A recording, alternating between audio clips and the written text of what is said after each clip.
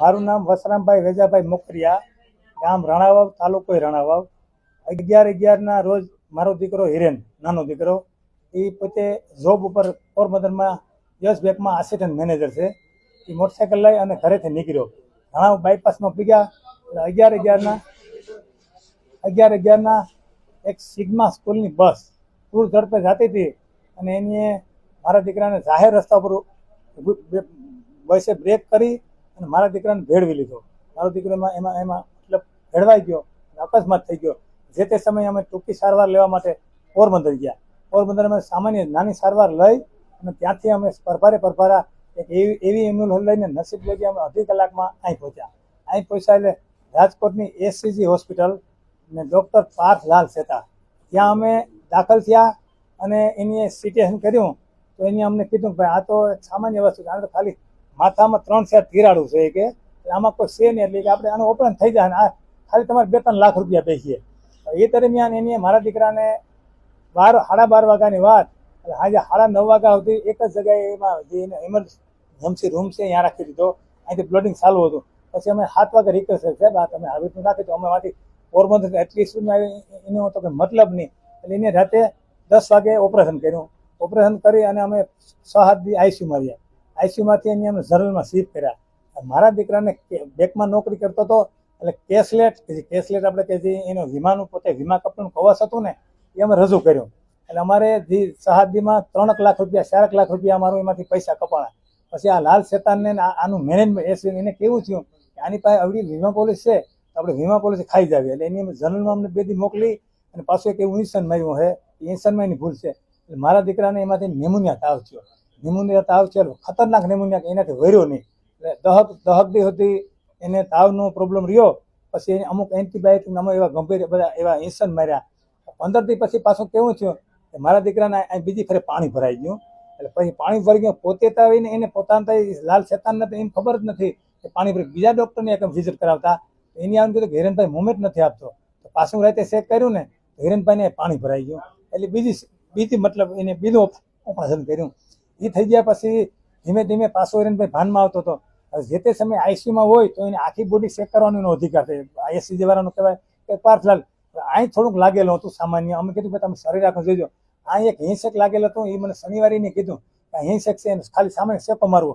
શનિ, રવિ, સોમ ને મંગળવારે એને અહીં કર્યું પોતે ઓપરેશન, તો 5 ઇંચ એવડો મોટો શેપો મારી દીધો, એ કાઢી લીધું। એનો વિષયનું તો સતાય નહીં કાઢી લીધું, એ થઈ ગયું। એને પૈસા સારું થઈ ને 5 દી સારું 5 દી મળું, પાછા એમ કરતા પાછા વળી 8-10 દી થયા તો એને પાછો 28 તારીખે પાછો કેવું થયું કે આઈસીયુની અંદર દાખલ છે। હવે આઈસીયુની અંદર દાખલ એટલે આપણે આઈસીયુની અંદર દાખલ હોય એની જવાબદારી આવી જાય ને, આપણે આગળ કોઈ વસ્તુ છે કે આપણે અંદરમાં હોય, એની અંદરમાં તો એને 69 mm હેમરેજ પાછો થયું। પાછો વળી કે આ તો કે પાછો કે કોમો મળી ગયો, 69 mm હેમરેજ થયો। પછી એમાં એને કંઈ ખબર ન પડી કે શું કારણ થયું। અમે કીધું કે આનું રીઝન શું, એ તો કે આપણે કે સિટેન કર્યું, એટલે પછી એની ઓપરેશન કર્યું, એને પાછું કર્યું, સાહેબ આ તમે અંદર છે ને આવું કેમ થયું, પાછું એવું ભયંકર ઓપરેશન કરી નાખ્યું। એ ઓપરેશન કરીને પાછો લઈ આવ્યા। પછી મારો દીકરાના એવી મોમેન્ટ કે ખાલી એક હાથ અને 2 આંખું, એના સિવાય કંઈ મોમેન્ટ ન મળે।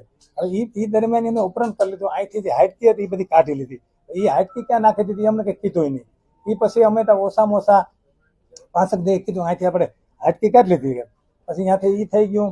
એમ કરતાં એની નજર કેવી કે અમારે 1.5 મહિનો થયો ને એટલે અમારું 31 લાખ રૂપિયાની બિલ કર્યું। હવે અમારી પાસે પૈસા, એની નજર કેવી કે આ લોકો પાસે બીજી પોલિસી છે, બીજી પોલિસી સારું થઈને એને આવી રીતનું કર્યું, 5 દી સારું 5 દી નબળું। એ દરમિયાન પછી અમારી પાસે પૈસા નહોતા। પૈસામાં એક દિવસ એને એવું કર્યું કે મારા એને 90,000 કાયમનું 65,000 રૂપિયા તો બિલ અમે ભરતા હતા, એક દી 90,000 બિલ કર્યું। મારા દીકરો બાપા આ તો 90,000 બિલ આવ્યું।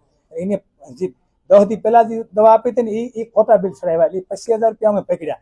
એટલે અમે સીઓને વાત કરી, ભાઈ પૈસા પકડા તમારા। એટલે સીઓએ એક એવો મેસેજ એને બધા રિલેટિવ ફરતો કર્યો કે હાલો તમે કે 10,000 રૂપિયા લખો કે તમે 25,000 લખો તો જે દર્દી છે વર્તી જાય। એ થયું। પછી એને કેવું થયું, એને એવું કીધું ભાઈ આ લોકો 10 લાખ પાછળ છે, કાલે મોકરિયાના હગા પાસે આપણે 5 લાખ રૂપિયા લેવાના છે। એટલે 5 લાખ રૂપિયા હતું અમને દબાણ આવ્યું એટલે અમે અમારા વડીલો સંપર્ક સાધી અને અમે ભલામણ કરે ભાઈ અમને આ એટલા પૈસા લઈએ, અમારી પાસે પૈસા થઈ રહ્યા।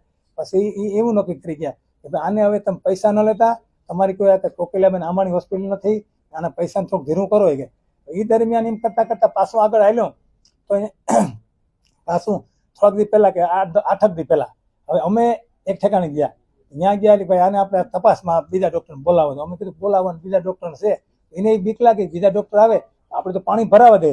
તો અમારી મજૂરી વગરનો એને મારા દીકરાની પુત્રવધુ હતું એની સહી લઈ એની પાછી સર્જરી કરી નાખી. આજે ચોથી સર્જરી કરી નાખી ને ત્યાંથી અમારો દીકરો ભાઈ ભગવાને મારા દીકરાને હમું ન થવા દીધું. અને આ એસસીજી હોસ્પિટલ એટલે ખરેખર હું તો સરકારને કહું હાથ જોડીને કે મેં તો મારો 6 વર્ષનો દીકરો ગુમાવ્યો, મેં એને કેમ ભણાવ્યો, કેમ નોકરીમાં લગાડ્યો. તો અમે આ કઈ મીડિયાનો સહારો અને અમે એની એફઆઈઆર દાખલ કરી કે હવે મારો દીકરો તો મેં ગુમાવ્યો, આ જગ્યાએ કોઈ બીજાનો દીકરો બીજાના દીકરાનો ભોગ ન બને. આ હોસ્પિટલ હું તારું તાળા લાગી જાય. ડોક્ટર લાલ શેતા છે એ શેતાન છે ખરેખર, એનો એવો તમોગુણી છે. મારા હેમેતા આજ મહિના દીધા એને મને એક એવી જગ્યાએ મને એવો આમ ભડકા ભરેલ, હું તો એને મહિને બોલાવતો નહીં. તો ખરેખર લાલ શેતાનું લાયસન્સ રદ થવું જોઈએ, આ હોસ્પિટલ તાળા લાગવા જોઈએ. સરકારને મારો એટલો ખરેખર અનુરોધ